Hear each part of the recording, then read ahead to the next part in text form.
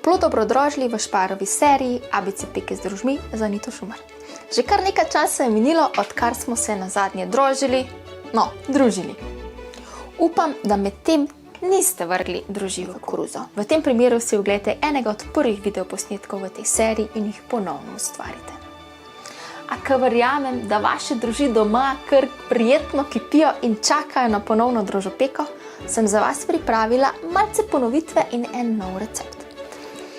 In sicer bomo združili polnozrneka iz moje prve knjige, ki je zdaj na voljo že v 4. in razširjeni izdaji.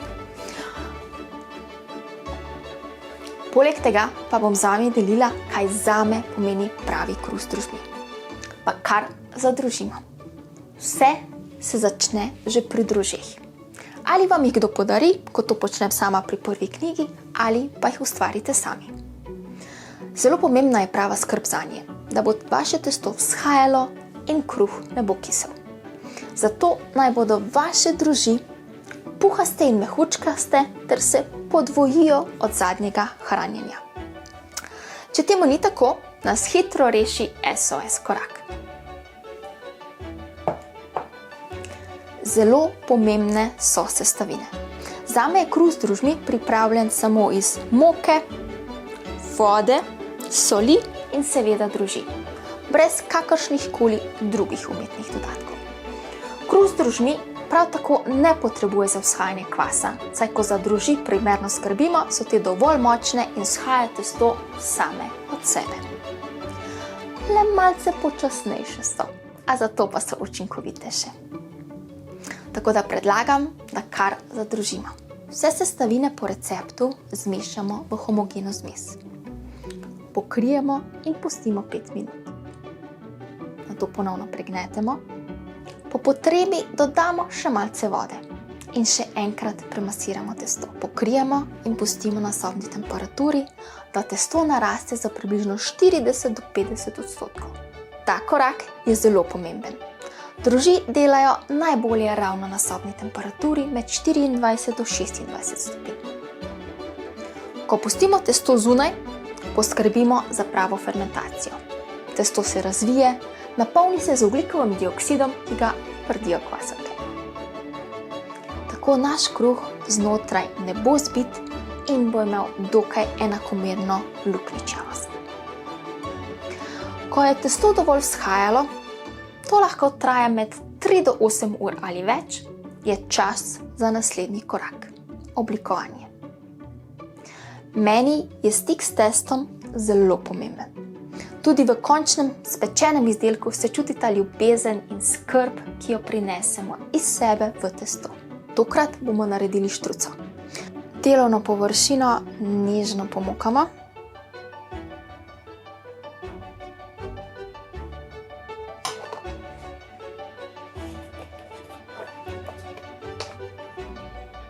Testo, ki je primerno vzhajano,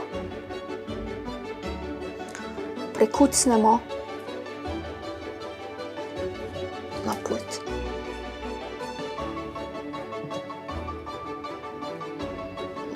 Je lepo.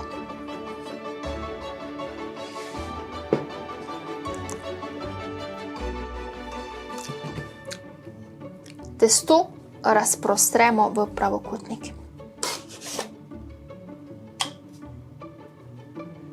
In zapognemo desno proti levemu. Stranimo odvečno moko in levo proti desnemu, čez polovico. Če je slučajno se testo prijelo,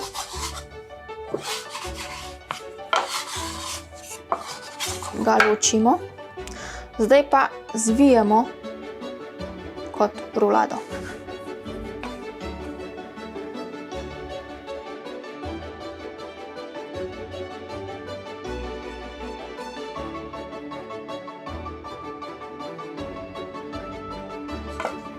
Zdaj lahko z drož pohtlom ali nožem za razrez testa testo še dodatno napnemo.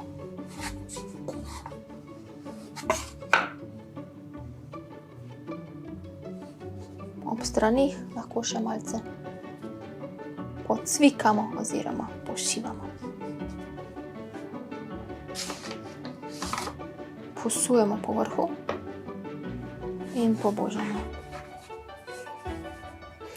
Pustimo kakšnih 5 minut, medtem pa si pripravimo vzhajalno košarico. Zdaj pa oblikovano štruco s pomočjo droždpohtla prestavimo v vzhajalno košarico. Tako, da je gladka stran spodaj in tale šiv zgoraj. Pokrijemo nepredušno. Sama uporabljam svoj izum in sicer droždkapo, ki je trajnostni pripomoček za pokrivanje testa med vzhajanjem. Košarico pustimo na sobni temperaturi še kakšni 2 do 3 ure, nato pa jo prestavimo v hladilnik do naslednjega dne. Pečico predhodno dobro ogrejemo na vsaj 250 stopinj.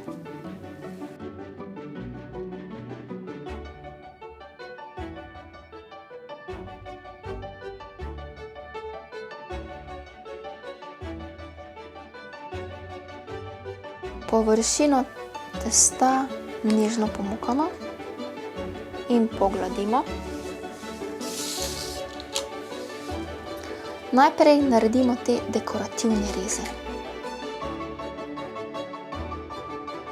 Testo zarežemo pod kotom. Sama uporabljam drožič oziroma svoj mini nož za zarezovanje.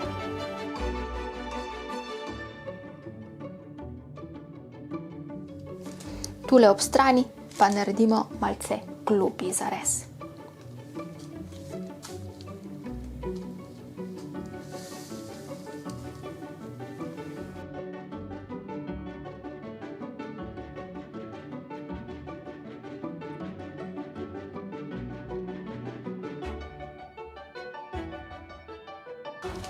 Prvih 15 minut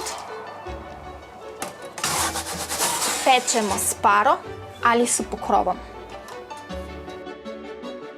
Nato pa še kakšnih 15 do 20 minut brez, da skorjica lepo karamelizira. Po peki kruh ohladimo na rešetki.